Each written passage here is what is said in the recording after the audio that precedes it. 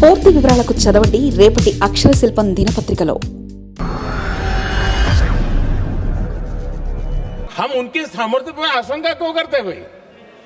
एक बार आने तो दो, उनको आने तो दो.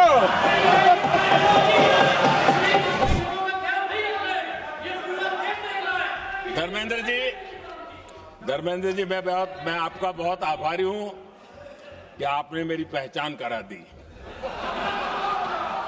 ये बात सही है. मैं अति पिछड़े समाज से आता हूं और अखिलेश जी मेरे मित्र हैं तो कभी कभी मदद कर देते हैं. చారిత్రక సాహసం, నవభారత గమనం, మహిళా బిల్లు డిమిలిటేషన్లో లోక్సభలో ప్రధాని గర్జన. చారిత్రక ఆలోచనకు 3 దశాబ్దాల ఆలస్యమై దక్షిణాది రాష్ట్రాల ఆందోళనకు కూడా దేశ పార్లమెంట్ సాక్షిగా ప్రధాని హామీ. భారత ప్రజాస్వామ్య చరిత్రలో సరికొత్త అధ్యాయానికి తెరలేచింది.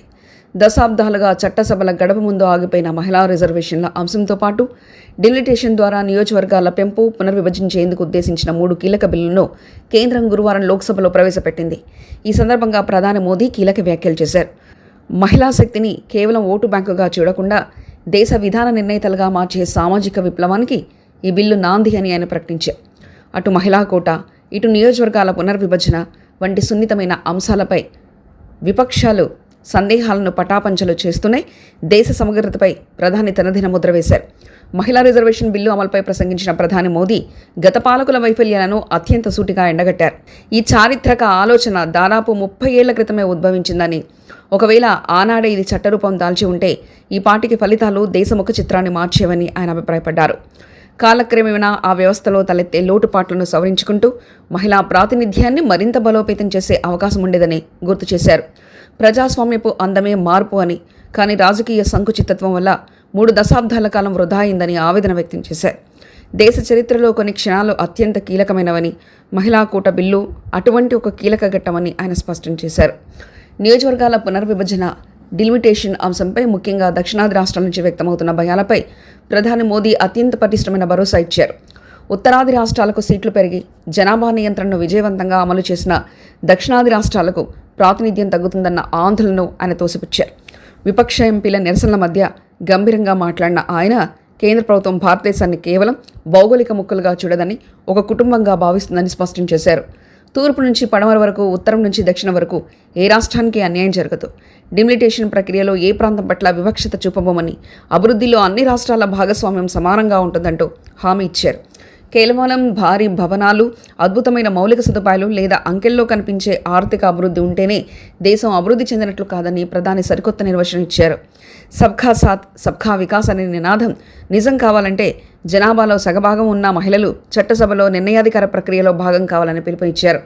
2047 నాటికి భారత్ను అభివృద్ధి చెందిన దేశంగా మార్చాలనే లక్ష్యంతో మహిళా శక్తి వెన్నెముకగా నిలుస్తుందని ఆయన ఆకాంక్షించారు.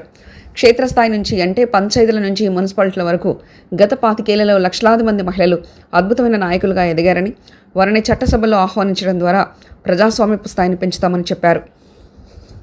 ఈ బిల్లు ఏ ఒక్క రాజకీయ పార్టీ ప్రయోజనం కోసమో లేక ఎన్నికల కోసమో తీసుకొచ్చిందిగా చూడవద్దని ప్రధాని విజ్ఞప్తి చేశారు. ఇది దేశ భవిష్యత్తుకు సంబంధించిన జాతీయ ప్రయోజనమని, రాజకీయ విభేదాలను పక్కన పెట్టి అందరూ కలిసికట్టుగా దీన్ని ఆమోదించాలని పిలుపునిచ్చారు. గతంలో ఈ బిల్లును అడ్డుకున్న వారు, మహిళా సాధికారికతను తృణీకరించిన వారు ప్రజల ఆగ్రహానికి గురై రాజకీయంగా దెబ్బతిన్నారని గుర్తు చేశారు. ఈ చారిత్రక అవకాశాన్ని వదులుకుంటే చరిత్ర క్షమించదని, రాబోయే తరాలు మనల్ని ప్రశ్నిస్తాయని హెచ్చరించారు. దాదాపు 50% మేర విస్తరించనున్న లోక్సభలో మహిళలకు 33% కేటాయింపు అన్నది కేవలం అంకె కాదు, అది భారత ప్రజాస్వామ్యానికి కొత్త దిశను నిర్దేశిస్తుందంటూ ఆయన ఆశాభావం వ్యక్తం చేశారు. రాజకీయ జీవితంలో ముందుకు సాగాలనుకునే ఎవరైనా గడిచిన 25 ఏళ్లలో మహిళలు సాధించిన ప్రగతిని గుర్తించాల్సిందేనని మోదీ నొక్కి చెప్పారు. లక్షలాది మంది మహిళలు క్షేత్రస్థాయిలో నాయకులుగా రాటుదిలారని, వారిని కేవలం ఓటు బ్యాంకుగా మాత్రమే చూడడం సరికాదని హితవు పలికారు. వారి నాయకత్వాన్ని విధాన నిర్ణయాల్లో ప్రతిబింబించేయడమే ఈ బిల్లు ప్రధాన ఉద్దేశమని తెలిపారు. ఈరోజు దీనిని వ్యతిరేకించేవారు మహిళా శక్తిని తక్కువ అంచనా వేస్తున్నారని, దానికి వారు భారీ మూల్యం చెల్లించుకోవాల్సి ఉంటుందని స్పష్టం చేశారు. ప్రధాని మోదీ ప్రసంగం ముగిసిన తర్వాత సభలో హర్షాతిరేకాలు వ్యక్తమయ్యాయి. ప్రసంగం పొడవునా దేశ సమైక్యతను, మహిళా గౌరవాన్ని ఆయన పదే పదే ప్రస్తావించారు.